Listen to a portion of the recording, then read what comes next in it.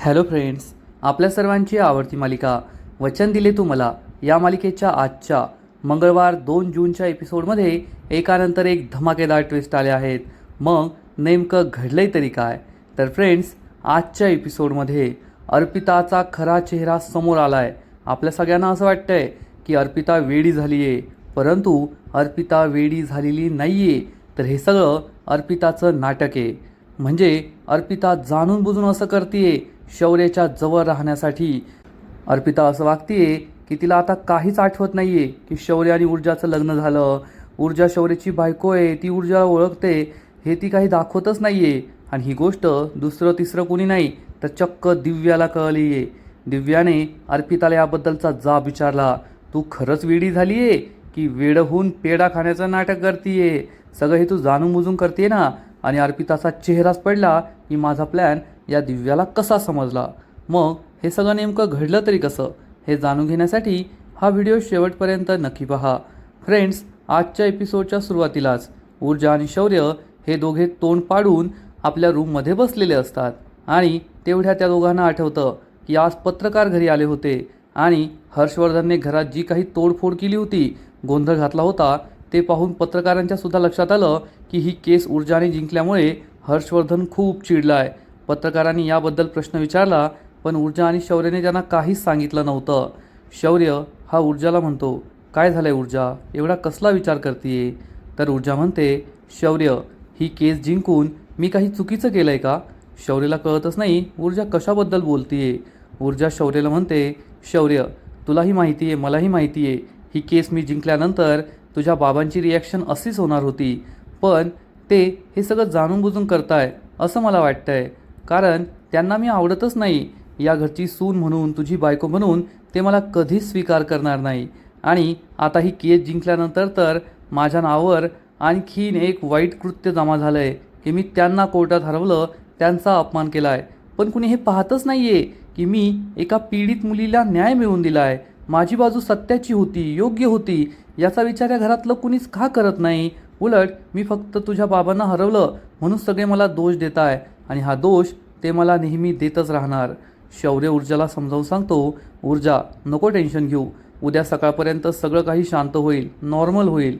ऊर्जा म्हणते, नाही शौर्य, हे सगळं कदाचित उद्या दुपारपर्यंत सकाळपर्यंत नॉर्मल होईल, परंतु माझ्याबद्दल तुझ्या बाबांच्या मनात जो आकस आहे ना, तो कधी कमी होईल असं मला वाटत नाही. आणि तुझ्या आईच्या मनातसुद्धा तेच आहे. त्यांनी मला या घरची सून म्हणून मानलेलं नाही आहे आणि या सगळ्यांमुळे आपलं नातं खूप सफर करतं आहे. शौर्य, तुला माहिती आहे की माझ्या मनातसुद्धा तुझ्या बाबांबद्दल, या घराबद्दल किती आकस होता. शेवटी माझ्या बाबांचा मृत्यू त्यांच्यामुळेच झाला आहे, तरीसुद्धा फक्त तुझ्यासाठी, तुझ्या प्रेमासाठी मी ते सगळं विसरले आणि मी पुन्हा एकदा या घरात आले, तुझ्याशी लग्न केलं. पण हे घर मला कधीच स्वीकारणार नाही, तुझे बाबा मला कधीच स्वीकारणार नाही असंच मला वाटतंय. शौर्यलासुद्धा हे ऐकून खूप वाईट वाटतं. ऊर्जा मात्र दुःखी असते आणि इकडे विजया तिच्या रूममध्ये असते, कपडे कपाटात ठेवत असते. तेवढ्यात आईसाहेब, आजी तिथे येते आणि विचारते, विजया, हर्षवर्धन कुठे आहे? मला त्याच्याशी बोलायचं आहे. तर विजया सांगते, ते नाही आहेत रूममध्ये, टेरेसवर गेले असतील. आजी म्हणते, ठीक आहे, मला तुझ्याशी महत्त्वाचं बोलायचं आहे. विजया, आज घरात जे काही झालं ना, ते अतिशय चुकीचं झालं. मला ते आवडलेलं नाही आहे. आजपर्यंत हर्षवर्धनचा एवढा तोल गेलेला मी कधीच पाहिला नाही, त्याला एवढं रागवलेलं मी कधीच पाहिलं नाही. आणि ही काही पहिली वेळ नाही आहे जेव्हा हर्षवर्धन केस हरला आहे. याआधीसुद्धा असं घडलं आहे, पण यावेळेस त्याचा राग हा वेगळाच होता. आणि हा राग होता की तो केस हरला आहे याचा नाही, तर ऊर्जाने त्याला हरवलं आहे याचा राग त्याच्या मनात होता आणि तोच त्याने व्यक्त केला. मला हे बिलकुल आवडलेलं नाही आहे. घरात जे घडलं ते अतिशय चुकीचं घडलं. विजया काहीच बोलत नाही. आजी तिला समजवण्याचा प्रयत्न करते. हर्षवर्धनला तू समजावून सांग की तो जे काही वागतोय ना, ते अतिशय चुकीचं आहे, कारण तो माझं काहीच ऐकून घेणार नाही.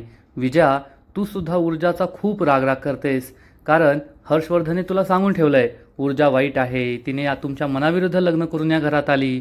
पण जर विचार करायला गेलं ना, तर ऊर्जाने जे काही केलं त्यावर आपल्याला अभिमान वाटला पाहिजे.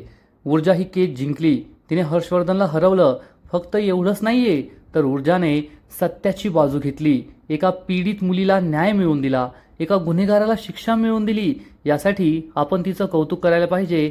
ते तर आपण केलं नाही. उलट तिला आपण स्वयंपाक करायला सांगितला. स्वयंपाक केल्यावर सुद्धा घरातलं कुणीच जेवलं नाही. हा ऊर्जाबरोबर अन्याय नाही आहे का? आणि हर्षवर्धन हा चिडतोय, रागावतोय, पण हर्षवर्धन एका गुन्हेगाराची बाजू घेऊन लढत होता. हे तुमच्या लक्षात का येत नाहीये? हर्षवर्धनला हे समजून सांगण्याची जबाबदारी तुझी, विजया. तर विजया चिडून म्हणते, हे सगळं तुम्ही मला कशाला सांगताय? तुम्ही तुमच्या मुलाला समजावून सांगा ना. तर आजी म्हणते, नाही विजया, मी हर्षवर्धनला हे नाही सांगू शकत, कारण तो नाही समजून घेणार. मी तुला सांगतेय कारण तूच ती व्यक्ती आहे जी त्याला समजावून सांगू शकते. विजया चिडून म्हणते, नाही, ते माझ्याशी एक शब्दही बोललेले नाही आहे आणि ते माझं काहीच ऐकून घेत नाही आहे. मग मी तरी त्यांना काय समजून घेणार? आता या विजयाला कसं समजून सांगायचं हाच प्रश्न आजीला पडतो.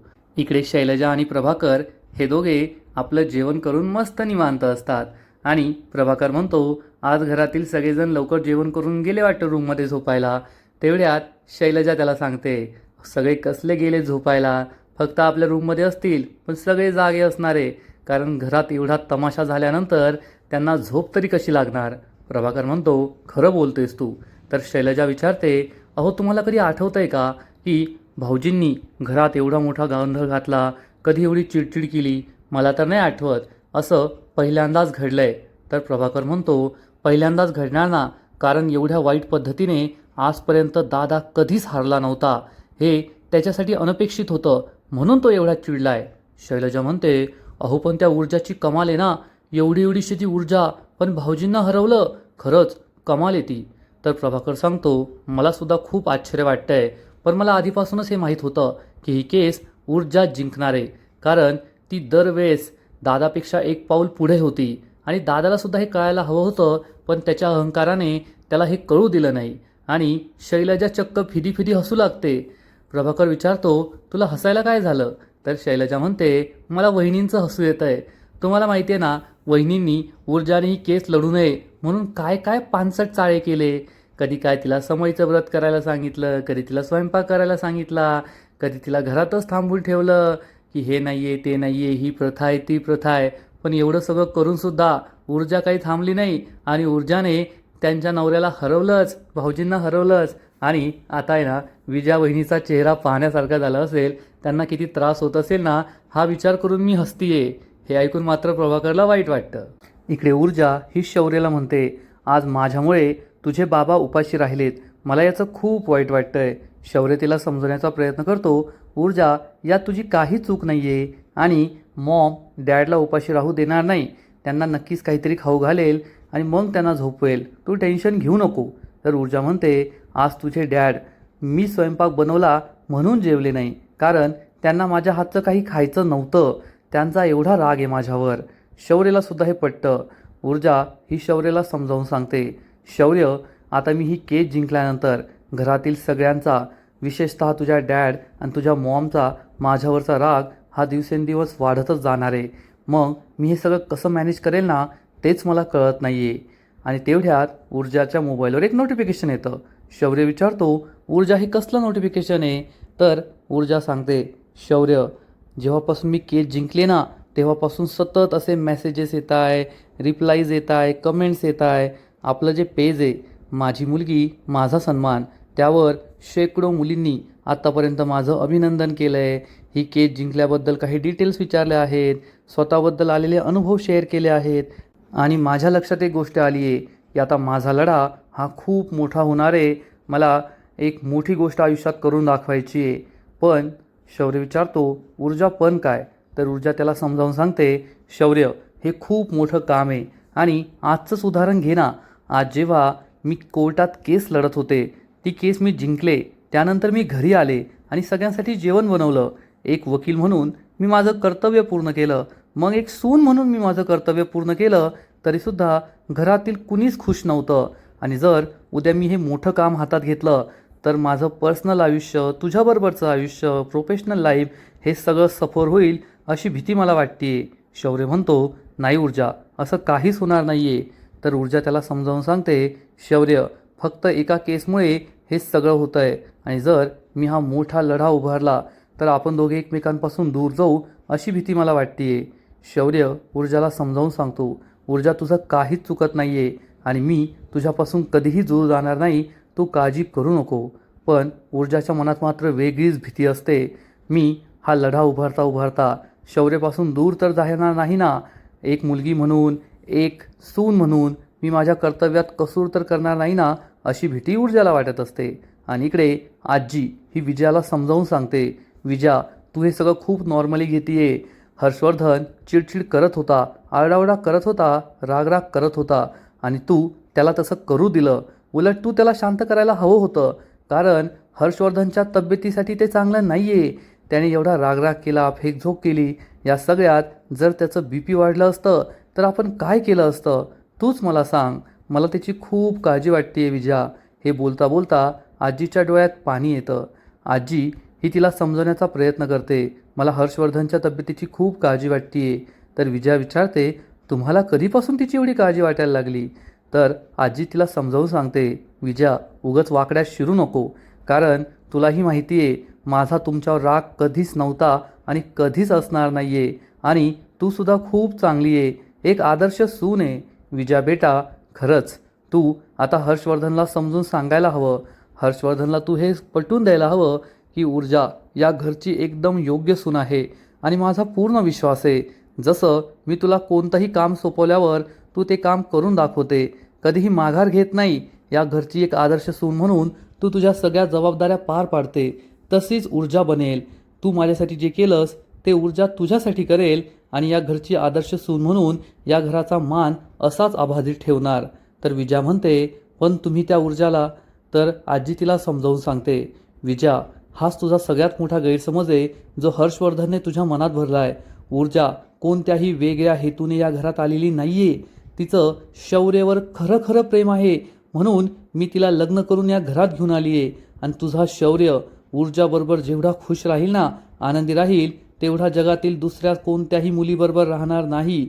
जसं तुझ्या मनात होतं की तू अर्पिताला सून बनवून या घरात आणणार होतीस, पण आता तुलाही कळायला हवं की अर्पिता या घरची सून म्हणून कधीच योग्य नव्हती. ऊर्जावर शौर्याचं प्रेम आहे आणि तो तिच्याबरोबरच खुश राहील. आणि एक आई म्हणून तुला यापेक्षा अजून काय हवंय की तुझा मुलगा ज्या मुलीबरोबर संसार करतोय तो खूप खुश आहे, त्या मुलीचं त्याच्यावर खूप प्रेम आहे. यापेक्षा आणखीन जास्त तुला काय हवंय? विजया हे सगळं आश्चर्याने पाहत असते की आजी एवढी इमोशनल झाली आहे आणि मला समजवण्याचा प्रयत्न करते.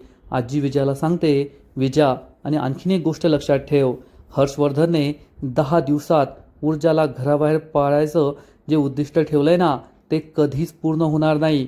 मी ते होऊच देणार नाही. मी ऊर्जाच्या पाठीशी खंबीरपणे उभी आहे आणि या घरात, जहागीरदारांच्या घरात जे कधीच घडलं नाही असा पायंडा पाडण्याचा प्रयत्न करू नका, काहीही चुकीचं करू नका. आता ऊर्जा कायमची या घरात आली आहे आणि कायमच या घरची सून म्हणून नांदणार आहे, हे लक्षात ठेव. आणि हर्षवर्धनला सुद्धा समजावून सांग, या केस हरल्याच्या दुःखातून बाहेर ये आणि ऊर्जाला घरातून बाहेर काढण्याचा विचार सोडून दे. असं म्हणून आजी ही विजयाला म्हणते, माझा तुझ्यावर पूर्ण विश्वास आहे की तू असंच करशील, हर्षवर्धनला तूच समजावू शकते.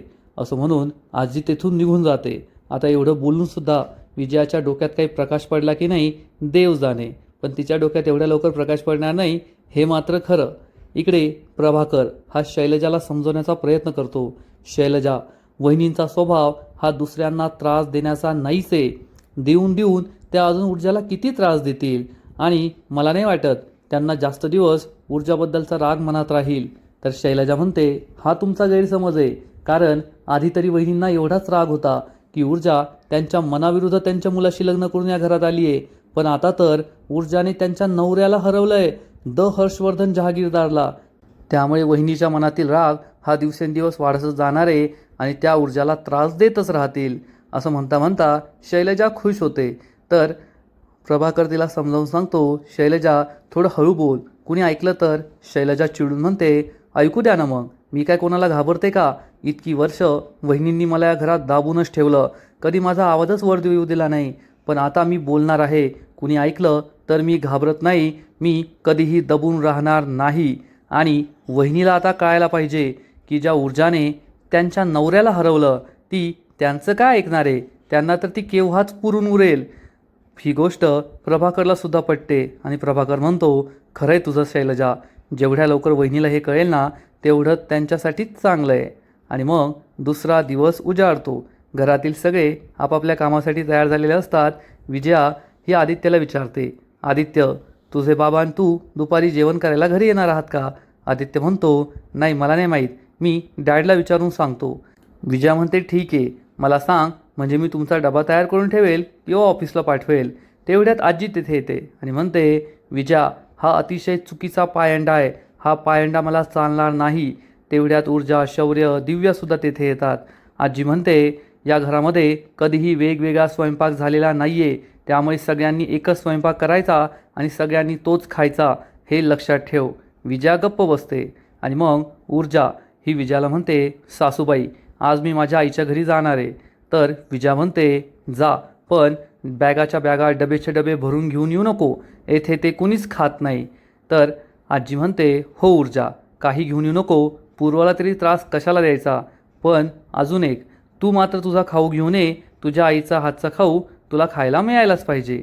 आणि तेवढ्यात हर्षवर्धन खाली येतो आणि आदित्यला विचारतो, आदित्य, सगळ्या मीटिंग लाईनअप केलात का? आदित्य म्हणतो, हो डॅड, आपली पहिली मीटिंग. तर हर्षवर्धन त्याला थांबवतो आणि म्हणतो, आदित्य, आजपासून घरात एक नियम, आपल्या ऑफिसबद्दल, केसेसबद्दल घरात काही डिस्कस करायचं नाही. आणि मी तुला याआधीसुद्धा हे सांगितलं आहे, पुन्हा एकदा सांगतोय, आपल्या घरातच प्रतिस्पर्धी वकील आहे, हे लक्षात ठेव. शौर्य आणि ऊर्जाला वाईट वाटतं. विजया विचारते, अहो, तुम्ही रात्रीही जेवण केलं नाही, आता नाश्ता तरी करून घ्या. हर्षवर्धन चिडून म्हणतो, विजया, माझ्या जेवणाचा इश्यू एवढा मोठा करण्याची गरज नाही आहे, मी काय लहान मुलगा नाही आहे. जेव्हा गरज वाटेल तेव्हा मी खाऊन घेईल आणि मला माझ्या जेवणापेक्षा माझ्या आयुष्यात इतरही महत्त्वाच्या गोष्टी आहेत, हे लक्षात ठेव. असं म्हणून हर्षवर्धन ऑफिसला जाऊ लागतो आणि तेवढ्यात अर्पिता तेथे येते. अर्पिता हर्षवर्धनला थांबवते आणि म्हणते, बरं झालं हर्षवर्धन अंकल, तुम्ही सापडलात, भेटलात, मला तुमच्याशीच खूप महत्त्वाचं बोलायचं आहे. अर्पिता खूप थकलेली असते, धावत पळत आलेली असते. हर्षवर्धन विचारतो, अर्पिता, धावत पळत आलीस का? किती घाम आलाय तुला? चल बस बरं खाली, पाणी पी, मग आपण निवांत बोलूया. तर अर्पिता म्हणते, नाही अंकल, मला तुमच्याशी महत्त्वाचं बोलायचं आहे. हर्षवर्धन म्हणतो, ठीक आहे, बोल, काय झालं? तर अर्पिता म्हणते, अंकल, मला तुम्हाला माझ्या आणि शौर्यच्या लग्नाबद्दल सांगायचं आहे.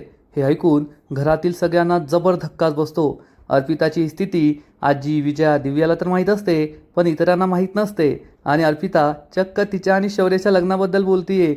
हे ऐकून या सगळ्यांना जबर धक्काच बसतो. ऊर्जा आणि शौर्याला सुद्धा कळत नाही अर्पिता अशी का वागतीये. आणि अर्पिता हर्षवर्धनला म्हणते, हर्षवर्धन अंकल, तुम्ही केस का हरलात? तुम्ही त्या विक्रांतला जेलमध्ये का जाऊ दिलं? आता किती प्रॉब्लेम झाला आहे. जोपर्यंत विक्रांत जेलबाहेर येत नाही तोपर्यंत माझं आणि शौर्याचं लग्नसुद्धा होणार नाही. त्यामुळे तुम्ही लवकरात लवकर त्याला जेलबाहेर काढा बरं. आणि माझे डॅड तर खूप चिडलेत. तुम्हाला माहिती आहे का, माझे डॅड रात्रभर जागे होते, कोणाकोणाला फोन करत होते विक्रांतला जेलमधून सोडवण्यासाठी. हर्षवर्धन म्हणतो, ते चुकीचं करताय, त्यांना हे सगळं करण्याची गरज नाही आहे. मी विक्रांतला जेलमधून नक्की बाहेर काढेल. तर अर्पिता म्हणते, अंकल ते सोडा, ते तुम्ही डॅडशी बोला, मला तर तुमच्याशी फक्त माझ्या आणि शौर्याच्या लग्नाबद्दल बोलायचं आहे. आणि एकदा का तुम्ही विक्रांतला बाहेर काढलं ना, मग माझं आणि शौर्याचं लग्न होईल ना. आणि आमच्या घरी तरी ना खूप सारे पत्रकारसुद्धा आले होते, डायरेक्ट घरात घुसले, पण माझ्या बाबांनी एकाही प्रश्नाचं उत्तर दिलं नाही, त्यांना घरातून हाकलून दिलं. त्यामुळे किती मोठा गोंधळ झाला आहे आणि सगळेजण खूप चिडलेत. पत्रकारांनी डायरेक्ट न्यूज दाखवली, आमदाराच्या घरात पत्रकारांबरोबर गैरव्यवहार, त्यांना हाकलून दिलं. खूप वाईट वाईट बोलत होते ते डॅडबद्दल, विक्रांतबद्दल. हे ऐकून हर्षवर्धनला जबर धक्काच बसतो. हर्षवर्धन म्हणतो, अर्पिता, आता तू घरी जा, मी जे काही बोलायचं आहे तुझ्या डॅडशी बोलतो. तू एकटीच आली आहेस का? घरातील लोकांना माहिती आहे का तू येथे आली आहे? तर अर्पिता म्हणते, अंकल, माझ्याकडे लक्ष द्यायला कोणाला वेळ आहे? अहो, घरामध्ये बाबा तर रात्रभर याला फोन कर, त्याला फोन कर. मग घरातील पार्टीचे लोक येऊन बसले होते, विक्रांतबद्दल काही बाही बोलत होते. ते विरोधी पार्टीचे लोक इंटरव्ह्यू देत आहे आणि माझी आई तर रात्रभर मंदिरात बसून रडत बसली होती. त्यामुळे मी कोठे काय करते याकडे कोणाचंच लक्ष नाही आहे. असं म्हणून अर्पिता ही चक्क हर्षवर्धनकडून शौर्यजवळ येते आणि शौर्याला घट्ट मिठी मारते आणि म्हणते, तुम्ही फक्त आहे ना विक्रांतला बाहेर काढा, मग माझं आणि शौर्याचं लग्न होणार, आम्ही दोघे लग्न करणार. असं म्हणून अर्पिता वेड्यासारखी हसू लागते. शौर्य खूप जास्त अनकम्फर्टेबल होतं की माझ्या बायकोसमोर ही काय मला मिठ्या मारते. आणि ऊर्जाला सुद्धा वाईट वाटतं. पण जलसीपेक्षा ऊर्जाला अर्पिताची काळजी वाटते. अर्पिताची ही अवस्था पाहून तिला वाईट वाटतं की काही दिवसांपूर्वी ही मुलगी किती शहाणी समजदार होती आणि आता अशी वेड्यासारखी का वागतीये, तिची मनस्थिती एवढी का बिघडली आहे.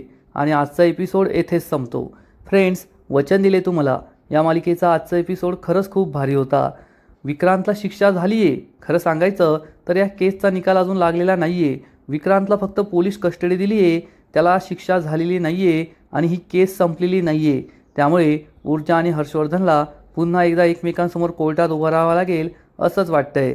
पण हे सगळं होत असताना या अर्पिताचा वेडेपणा प्रेक्षकांची डोकीडोकी ठरू लागलाय एवढं मात्र नक्की. वचन दिले तुम्हाला या मालिकेचा आजचा एपिसोड तर भारी होता, पण पुढील एपिसोड आणखीन भारी असणार आहे. आणखीन मोठा ट्विस्ट या मालिकेत येणार आहे. मग नेमकं घडणार तरी काय, तर पुढील एपिसोडमध्ये आपण पाहू. घरातील सगळे हे अर्पिताच्या या वागण्यामुळे खूप टेन्शनमध्ये असतील. अर्पिता अशी का वागतीये हे कोणालाच कळणार नाही. मग हर्षवर्धन, ऊर्जा, शौर्य, आदित्य ऑफिसला निघून जातील. दिव्या या अर्पिताला ज्यूस प्यायला देईल आणि तिला विचारेल, अगं तू शौर्यला सगळ्यांसमोर मिठी मारली, पण त्यावेळेस शौर्याच्या बाजूला ती माझी बहीण शौर्याची बायको ऊर्जा उभी होती, ती तुला दिसली नाही का, ती तेथे नाही आहे, असंच तू केलं. आणि ऊर्जाचं नाव ऐकून अर्पिताला खूप राग येईल. इकडे ऊर्जा ही कोर्टात शौर्याला समजावून सांगेल, शौर्य, अर्पिता आज जे काही वागली ते मला खूप चुकीचं वाटतंय. मला असं वाटतंय तिच्यावर मानसिक परिणाम झाला आहे आणि आपण तिच्याकडे काहीतरी लक्ष द्यायला हवं. शौर्याला सुद्धा हे पटणार आणि इकडे अर्पिता ही नाटक करते असा संशय दिव्याला येईल आणि दिव्या अर्पिताला विचारणार, अर्पिता हे सगळं तू जाणून बुजून तर करत नाही आहेस ना, हे सगळं तुझं नाटक तर नाही आहे ना. हे ऐकून अर्पिता चांगलीच घाबरणार. मग आता दिव्याने खरं हेरून काढलं की काय, अर्पिता वेड्याचं नाटक करते की काय, हे पाहायला खूप मजा येणार आहे. तर फ्रेंड्स, तुम्हालासुद्धा वचन दिले तुम्हाला ही मालिका आवडते का, नक्कीच कमेंट करून सांगा. आणि या मालिकेचे असेच नवीन नवीन एपिसोड, नवीन नवीन अपडेट सर्वात आधी पाहण्यासाठी व्हिडिओला लाईक करा, शेअर करा, चॅनलला सबस्क्राईब करून बेल आयकॉनवर क्लिक करा. म्हणजे या मालिकेचे नवीन नवीन एपिसोड तुम्हाला सर्वात आधी पाहायला मिळतील. खूप खूप खूप धन्यवाद.